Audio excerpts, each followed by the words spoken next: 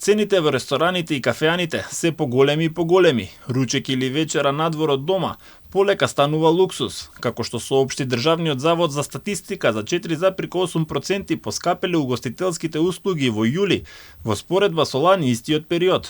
Кумулативниот индекс на цените на угостителските услуги за периодот јануари-јули 2024 година во однос на истиот период од минатата година е зголемен за 5,6%, додека во однос на декември 2023 година има раст од 2,4%.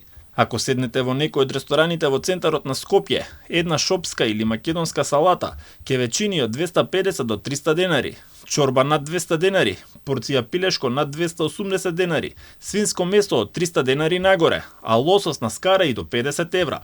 Пиво е околу 120 денари, ракија од 100 до 150 денари за чаша, сок речиси и да нема поевтин од 100 денари.